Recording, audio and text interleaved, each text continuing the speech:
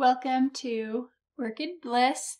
I'm here to share with you how to grow Brassavola orchids, and at the end of this video I'm going to show you something really surprising that I was not expecting that happened to my Brassavola orchid. So first I just want to share with you how to grow these pretty easy introductory type orchids. They are in the Cattleya Alliance, and that just means that they are related to Cattleya orchids, and these orchids are a great introductory species, so if you are looking to expand your collection, these orchids are a great place to start. The next thing to know is that these orchids have a nickname. They are sometimes called Lady of the Night because they have a very sweet fragrance that you can smell at nighttime. So if you like orchids with a fragrance, then Lady of the Night might be just what you're looking for. These are beginner orchids that do well mounted or in slatted baskets. So if you've been wanting to try mounting an orchid, these are a great orchid to start with. Temperature-wise, these orchids are what's called warm to intermediate growing orchids. That means that they like temperatures that are warm between 70 and 80 degrees Fahrenheit or 21 to 26.7 degrees Celsius. And they also like cool temperatures. Their minimum temperature is between 60 and 65 or 13 to about 15 degrees Celsius for their minimum temperature. These orchids also like very bright light. So if you have a south-facing window, these orchids also do well under lights, and they do very best outdoors if you live in a really temperate climate or even in a greenhouse.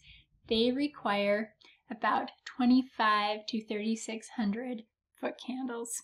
Another thing that's nice about Brassavola orchids is that they will tolerate lower humidity. So they will tolerate between 30 to 50%, though 70% is their ideal.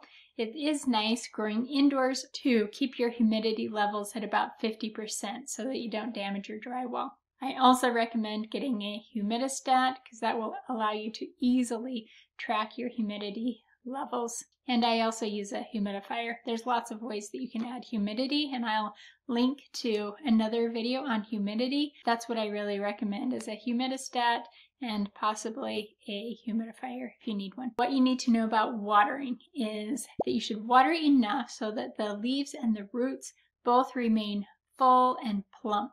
Remember that your orchids will need more water in the summertime when they're actively growing and less in the wintertime. When you feed or fertilize these orchids, the old standby mantra is true for these orchids as well.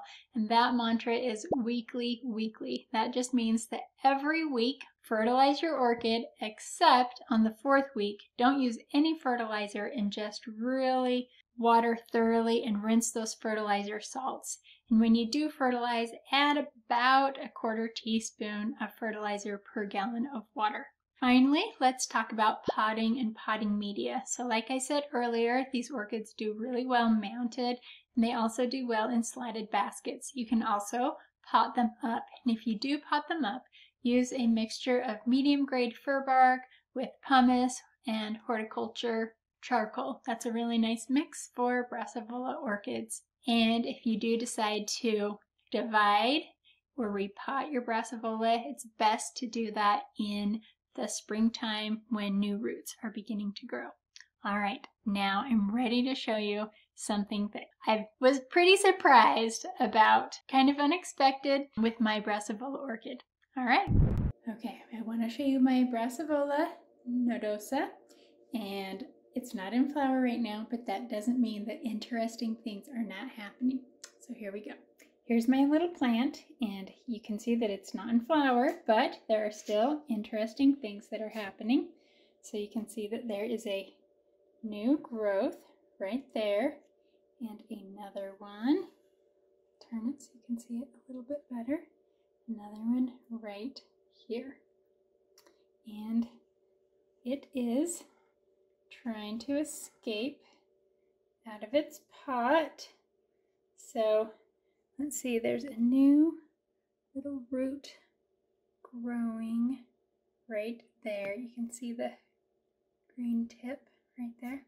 So now would probably be a good time to repot it. So now I want to show you something else that happened that was kind of surprising. So I have this keiki right here, Phalaenopsis keiki, and I clipped it off the mother plant and I potted it up in this sphagnum moss. And then one day while I was taking care of this Brassavola right here, one of these succulent leaves broke off and it seemed like such a pity to throw it away. So I just stuck the leaf right here in this pot with this Phalaenopsis keiki, and what do you know? Look, right here, another leaf started to grow. So anyway, I've got 2 peas in a pod right here. One's the Phalaenopsis and one is the Brassavola. They're both babies and we'll see what happens with them. As you can see, growing orchids is always an adventure. If you enjoyed this video, like it, subscribe, share it, and of course you are always welcome to join the community Orchid Buds. We'll talk later. Bye-bye.